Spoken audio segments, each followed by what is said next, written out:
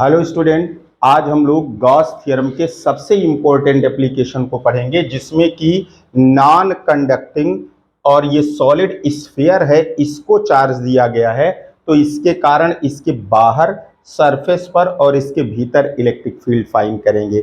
जैसा कि आप लोगों ने देखा कि चाहे स्फेरिकल सेल को चार्ज दिया जाए या कंडक्टिंग सॉलिड स्फीयर को चार्ज दिया जाए तो दोनों केस में चार्ज सरफेस पर ही रहता है। यानी अगर कंडक्टिंग सॉलिड भी स्फीयर है तो जो चार्ज दिया जाएगा वो चार्ज रिपेल होकर सरफेस पर जाएगा। यानी कि चाहे बीच में मटेरियल हो और चाहे ना हो, चार्ज जो है उस बीच में नहीं रहेगा। यही कारण है कि आप देखते होंगे कि सड़क के किनारे जो बिजली के तार लगे होते हैं, इसमें एक मोटे तार की जगह कई पतले तार को ट्विस्ट करके एक मोटा तार बनाया जाता है। अगर एक मोटा तार बनाया जाएगा तो सरफेस एरिया कम हो जाएगी, अगर कई पतले तार को ट्विस्ट करके बनाया जाएगा सरफेस एरिया ज़्यादा होगी, क्योंकि चार्ज हमेशा सरफेस पर रहेगा। अब अगर नॉन कंडक्टिंग सॉलिड स्फीयर है और इसको चार्ज दिया जाएगा तो ये चार्ज इसके पूरे वॉल्यूम में डिस्ट्रीब्यूट हो जाएगा, पूरे वॉल्यूम में डिस्ट्रीब्यूट होगा। मान लीजिए कि इसका रेडियस जो है कैपिटल आर है और इसे प्लस क्यू चार्ज ये दिया गया है, और इससे दूर यानी यहाँ कहीं एक स्मॉल आर डिस्टेंस पर एक पॉइंट पी है where the intensity of electric field is required. तो देखें आप इसमें कि let plus Q charge uniformly distributed in the whole volume of the sphere, whole volume of the non-conducting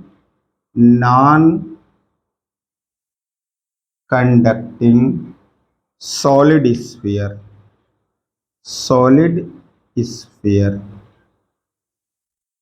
Let a point P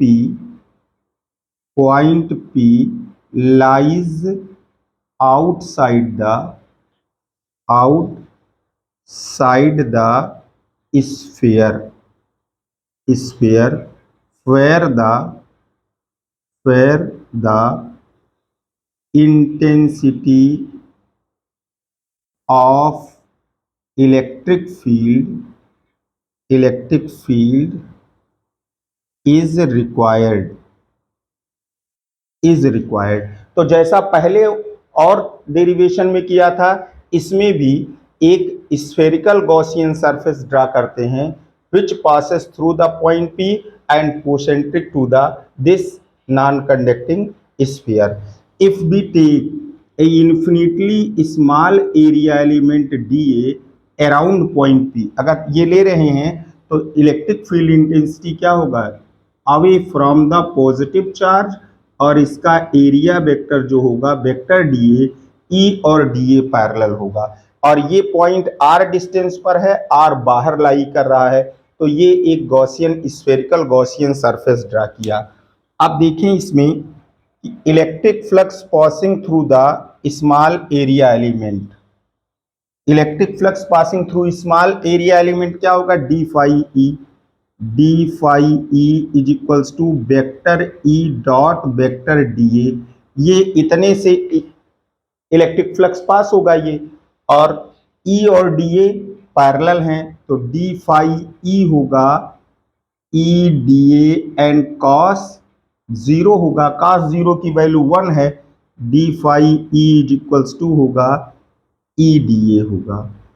अब electric flux passing through the whole Gaussian surface, electric flux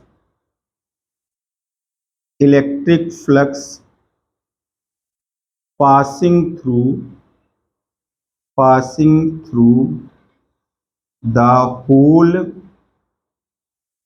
Gaussian surface,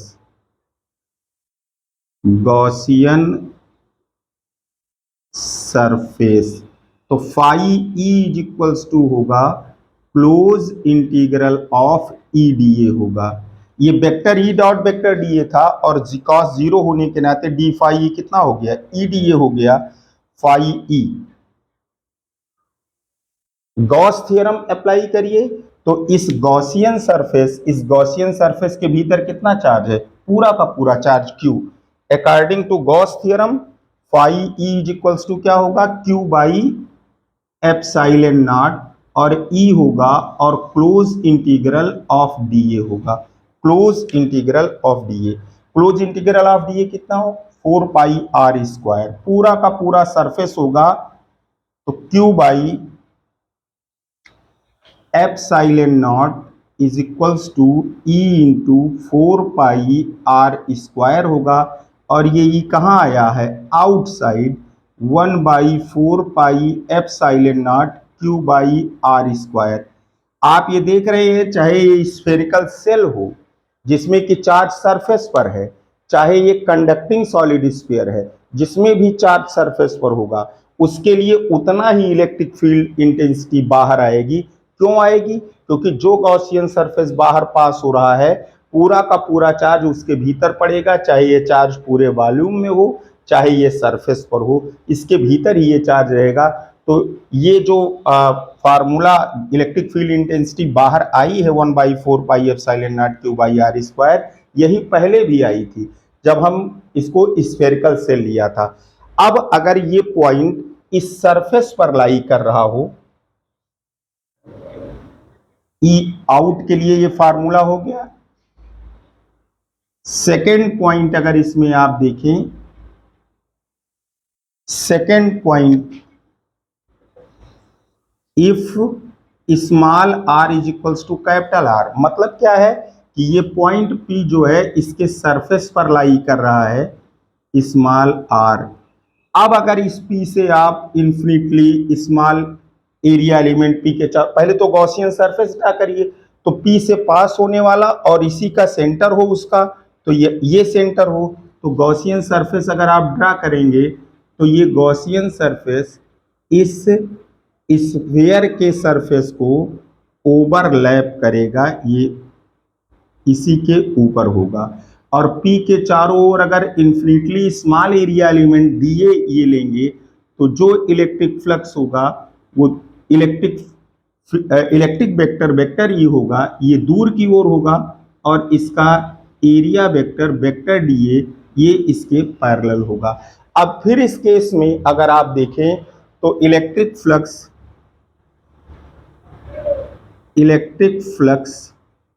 passing through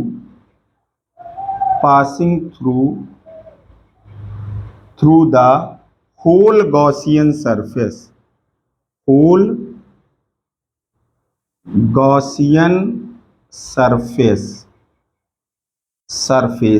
ये phi E is equals to होगा close integral of vector E dot vector D A होगा। Phi E according to Gauss theorem ये Gaussian surface है, इसके भीतर भी पूरा का पूरा चार्ज पड़ रहा है, तो ये फाई कितना होगा, क्यू बाई एप्सिलॉन नॉट होगा और ये ई और डी ए और कॉस जीरो होगा। अब अगर आप लिखेंगे तो क्यू बाई एप्सिलॉन नॉट और E times close integral of D A, cos zero की वैल्यू 1 होगी, ई सब जगह सेम होगा, ये केवल स्फीयर के लिए इलेक्ट्रिक फील्ड इंटेंसिटी सेम है। और क्लोज इंटीग्रल डी ए क्या होगा, ये 4 पाई आर स्क्वायर होगा, Q by epsilon not is equals to E into 4 pi capital R square.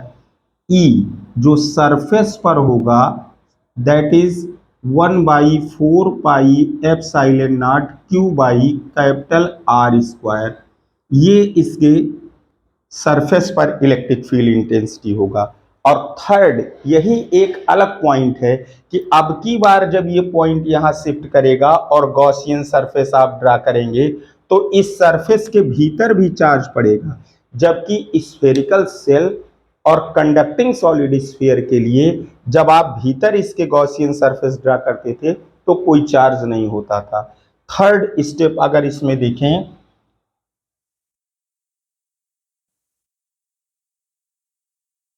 if small r is less than capital R, capital R से ये कम हो तो आप देखेंगे ये पॉइंट पी कहीं शिफ्ट करके, ये मान लीजिए पॉइंट पी, ये यहां पर ये पॉइंट पी है, इस जगह पर पॉइंट पी है। अब आप ये गॉसियन सरफेस ड्रा करेंगे, यहां से होकर गॉसियन सरफेस, यहां पर इन्फिनिटली स्मॉल एरिया एलिमेंट लेंगे डीए, ये वेक्टर ई जो है दूर की ओर होगा और वेक्टर ई इस साइड में होगा, वेक्टर ई और एरिया वेक्टर वेक्टर डीए ये भी दूर की ओर होगा। अब अगर आप लिखें electric flux passing through infinitely small area element, तो D phi E is equals to हो जाएगा वेक्टर ई और डॉट वेक्टर डीए होगा, flux passing through, flux passing through whole Gaussian surface, whole Gaussian surface अगर आप लिखेंगे तो phi E is equals to होगा close integral of E D A cos zero होगा और phi E is equals to होगा E times close integral of D A होगा। Cos zero की वैल्यू क्या होगी? 1 होगी, तो इसे हटा देंगे और e is equals to close integral of D A, phi E is equals to होगा e times into 4 pi R square. अब गॉस थ्योरम की मदद से देखेंगे कि phi is equals to net charge enclosed by the surface, तो आपको देखना पड़ेगा इस सरफेस के भीतर कितना चार्ज इनक्लोज्ड है। मान लीजिए that charge is Q dash, तो ये हो जाएगा Q dash is equals by epsilon not is equals to E into 4 pi R square. Q नहीं लिख सकते क्योंकि क्यू तो पूरा का पूरा चार्ज है और इस गॉसियन सरफेस के भीतर कुछ कम चार्ज है, definitely Q dash is less than Q. ये क्यू डैश क्या है? कम है क्यू से। और इसकी वैल्यू कैसे निकालेंगे? तो अगर इसकी वैल्यू आपको निकालना है तो पहले वॉल्यूम चार्ज डेंसिटी फाइंड करिए। देखिए क्यू डैश जो होगा, जो चार्ज इसके भीतर है, यूनिट वॉल्यूम में कितना चार्ज होगा? पूरे चार्ज को पूरे वॉल्यूम से डिवाइड कर दीजिए तो ये यूनिट वॉल्यूम का चार्ज होगा। और गॉसियन सरफेस के भीतर कितना वॉल्यूम इनक्लोज्ड है? 4/3 pi R cube, that is the charge enclosed by the Gaussian surface. अरे पूरा चार्ज पूरे वॉल्यूम में क्यू चार्ज है, पूरे वॉल्यूम से डिवाइड कर दीजिए तो you get the charge in the unit volume of the non conducting solid sphere. If you multiply that volume which is bounded by the Gaussian surface, then you get the charge enclosed by the Gaussian surface। तो कितना charge enclosed है? 4/3 pi Q dash is equals to होगा Q R cube by R cube, ये इतना charge होगा। अब ये value अगर आप यहां पुट करते हैं तो Q R cube by R cube and epsilon not is equals to E into 4 pi R square, 4 pi R square, R square ये कैंसिल हो जाएगा तो E इज इक्वल्स टू होगा 1/4 pi epsilon not Q R by capital R cube. ये inside जो आएगा E वो इतना आएगा। आप देखें एक आर स्क्वायर से आर स्क्वायर ये कैंसिल होगा और E अगर लिखेंगे तो 1/4 pi epsilon not Q R by R cube. यानी इस केस में जब नॉन कंडक्टिंग सॉलिड स्फीयर होगा तो चार्ज पूरे वॉल्यूम में होगा और कहीं भी आप अगर कोई भी इसके अंदर सरफेस ले रहे हैं गॉसियन सरफेस तो उसके भीतर कुछ ना कुछ चार्ज होगा, फील्ड जीरो नहीं होगी। कभी कभी पूछा जाता है क्या नॉन कंडक्टिंग सॉलिड स्फीयर के भीतर कहीं पर फील्ड जीरो हो सकती है? यस, अगर सेंटर अगर ये आर जीरो हो जाए, आर जीरो हो जाए अगर, तो इसका मतलब कहाँ है? ये पॉइंट पी कहाँ लाई करेगा? सेंटर पर लाई करेगा और the electric field at the center of the non conducting charge solid sphere is equals to 0। तो आपने ये नॉन कंडक्टिंग सॉलिड स्फीयर के लिए बाहर सरफेस पर और भीतर इलेक्ट्रिक फील्ड इंटेंसिटी फाइंड किया, और ये तीनों की वैल्यू क्या क्या आई?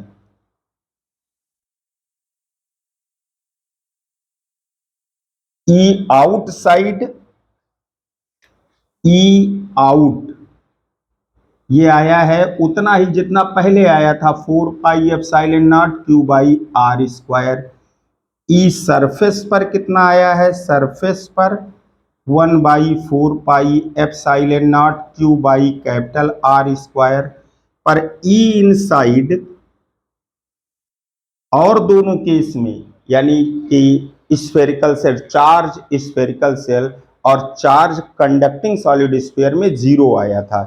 इसीलिए ये बताया गया है आपको कि अगर कोई कार से जा रहा हो और बिजली गिरने वाली हो तो कहा जाता है कि उसको खिड़की वगैरह बंद कर लेना चाहिए, यानी क्लोज सरफेस बना लेना चाहिए।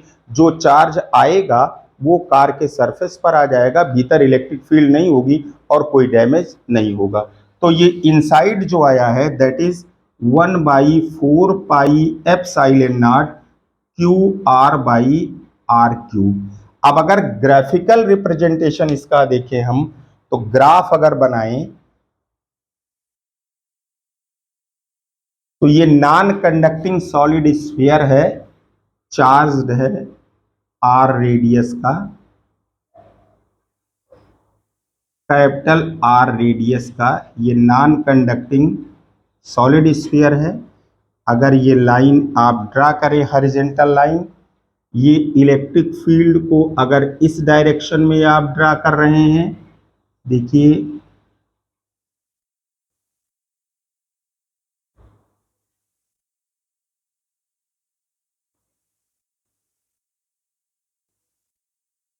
ये डिस्टेंस आर है और ये स्मॉल आर है। तो आप ध्यान से देखें, जैसे जैसे दूर से नजदीक आएंगे इलेक्ट्रिक फील्ड इंटेंसिटी राइज करेगी और इसके सरफेस पर इलेक्ट्रिक फील्ड मैक्सिमम होगी। ध्यान देने वाली ये बात है कि कैपिटल आर कांस्टेंट है और क्यू कांस्टेंट है, तो ई प्रोपोर्शनल टू आर, तो यहां पर स्क्वायर 1/r स्क्वायर के प्रोपोर्शनल है, तो ये इधर तेजी से इंक्रीज करेगी इलेक्ट्रिक फील्ड इंटेंसिटी। ये कर्व को बहुत ध्यान से देखने वाली बात है, ये कॉम्पिटिटिव क्वेश्चन है, ये आ सकता है यहाँ पर। ये अगर कर्व को ये ध्यान से देखें तो ये इस तरीके का होगा क्योंकि तेजी से इंक्रीज करेगा, पर जब सरफेस के बाद भीतर जाएंगे तो डायरेक्टली प्रोपोर्शनल टू आर है, यानी ये स्ट्रेट लाइन होगा और ये स्ट्रेट लाइन होगा। And the electric field intensity at the centre of non conducting solid sphere is 0। कभी कभी इस कर्व, इस जो डायग्राम है इसमें इसे भी कर्व कर दिया जाता है, तो लोग ये समझते हैं कि डिक्रीज कर रहा है सेंटर पर 0, नहीं, ये बदलने का तरीका अलग है। बाहर जब बदल रहा है तो तेजी से इंक्रीज कर रहा है, यानी inversely proportional to R square, और जब भीतर इसके इलेक्ट्रिक फील्ड जो that is E proportional to R, यानी एक लीनियर चेंज इसमें आ रहा है, तो ये कर्व होगा और ये इतना स्ट्रेट लाइन होगा। तो सॉलिड स्फीयर जो कि नॉन कंडक्टर है उसके लिए इलेक्ट्रिक फील्ड इंटेंसिटी का जो कर्व होगा वो इस तरीके का होगा, यानी ये स्ट्रेट लाइन है, यहां पर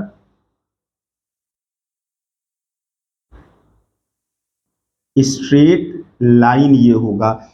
और क्यों होगा straight line? E proportional to R. तो ये बात आपको ध्यान देना है, ये गॉस थ्योरम में सबसे इंपॉर्टेंट डेरिवेशन था। ये ग्राफ वगैरह ये कंपटीशन में पूछे जाते हैं for non conducting solid sphere. Next video में बेटा हम लोग इसमें फर्स्ट चैप्टर जो एनसीईआरटी का है इलेक्ट्रिक फील्ड और उसी में गॉस थ्योरम, कूलम्स लॉ ये है, इसके न्यूमेरिकल को डिस्कस करेंगे। तो अगला वीडियो जो है वो काफ़ी इंटरेस्टिंग होने वाला है, तो अगले वीडियो को आप ज़रूर देखिएगा। Thank you for watching the video.